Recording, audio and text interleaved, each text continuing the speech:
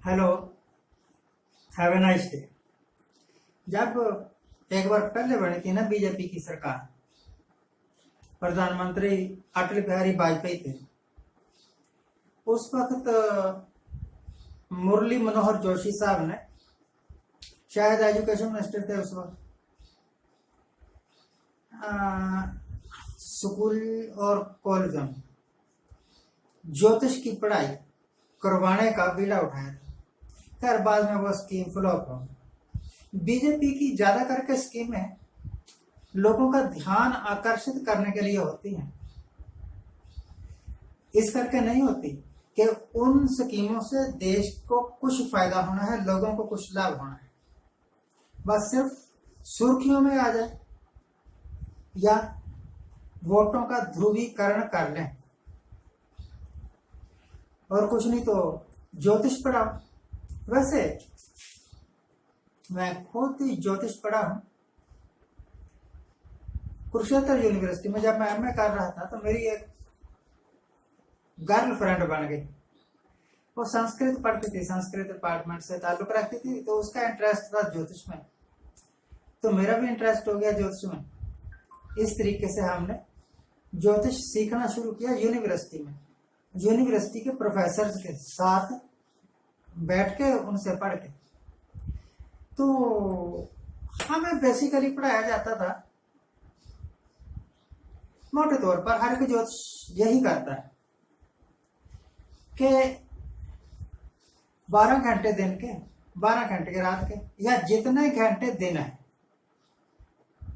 मान लो कि 10.5 घंटे का दिन, तो 10.5 को 6 से डिवाइड कर दो। जितना भी उसका मान आएगा वो एक राशि का मान हो, तो 6 लगन दिन में जाने हैं, 6 लगन रात में जाने हैं। अगर 10-10.5 घंटे का दिन है तो रात भाई 14 घंटे की होगी, तो रात को जो लगन आएंगे वो 2.5 घंटे के भी हो सकते हैं, 2 घंटे 20 मिनट के भी हो सकते हैं। डिवाइड करना 14 घंटे को 6 से, इस तरीके से। ये मैं आपको क्यों बता रहा हूँ, ऐसे आपके समझने की चीज तो है नहीं, इस करके बता रहा हूँ कि मुझे कल महसूस हुआ कि ज्योतिष जो है ना, ये हमारा आधा अधूरा ज्योतिष है, पूरा नहीं है।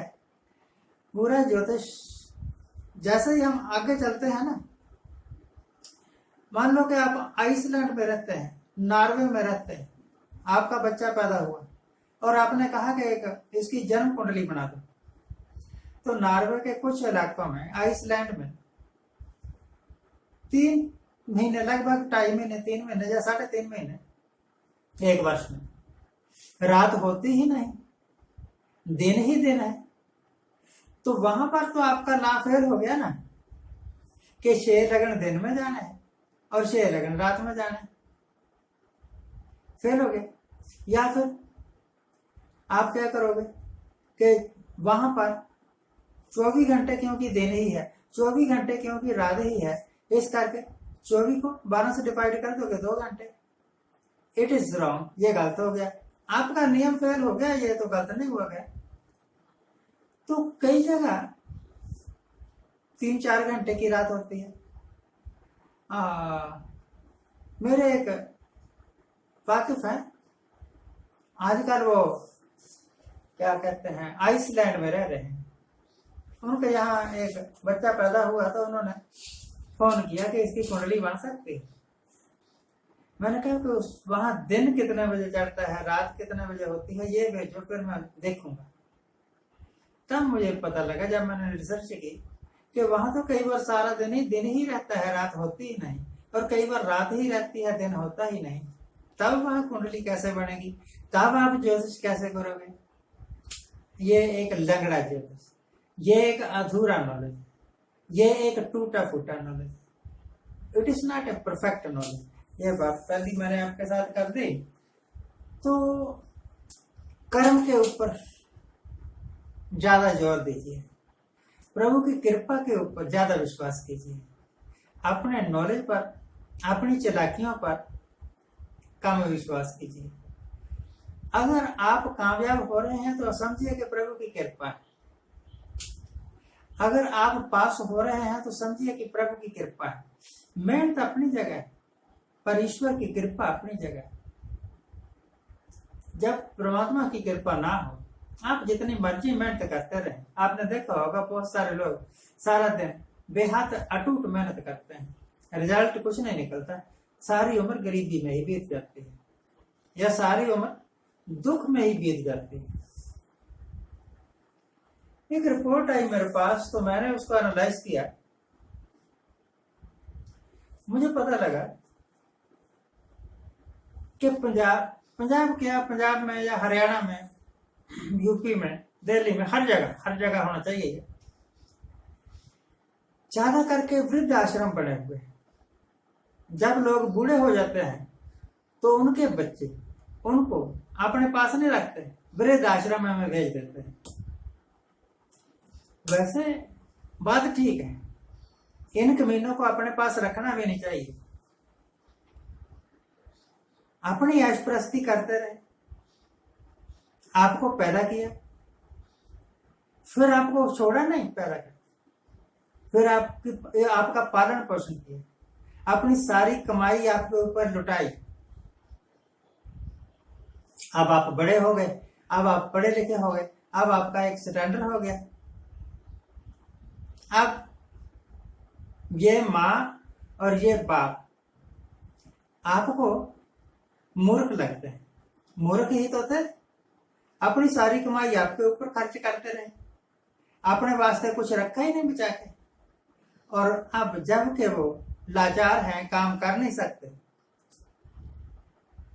तो लड़का या बहू, बेटी या दामाद, कईयों के बेटियां ही होते हैं, बेटा होता ही कोई नहीं, तो उनको तो अपनी बेटी के पास, अपने दामाद के पास ही रहना पड़ेगा।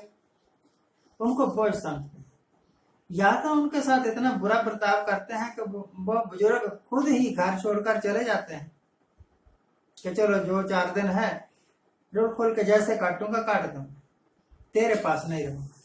और या फिर जो बच्चे अपने माता और पिता के साथ बहुत प्यार करते हैं, वो कहते हैं पिताजी आपका यहाँ गुजारा नहीं, चलो आपको ना आश्रम में छोड़ रखता हूं। गुरु तेग बहादुर साहब ने एक शब्द उचारा, तो ऐसे है, जगत में झूठी देखी प्रीत, अपने सुख से ही जग फाध्यो, क्या दारा क्या मीत। ये सारी रिश्तेदारियां सिर्फ मतलब की हैं, सिर्फ अपना काम निकालने के वास्ते।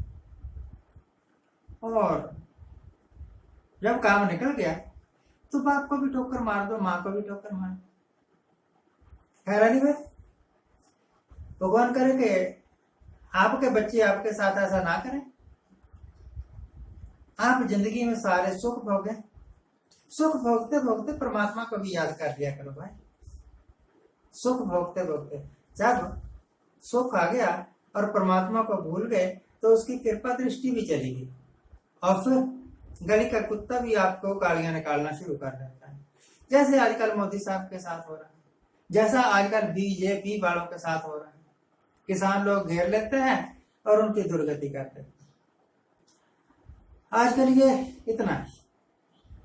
आज जिनका जन्मदिन है उनको हैप्पी बर्थडे, आज जिनकी मैरिज एनिवर्सरी है उनको बहुत बहुत शुभकामनाएं। कुछ नेकी किया कर, कुछ प्यार बांटा। आज का ये संदेश।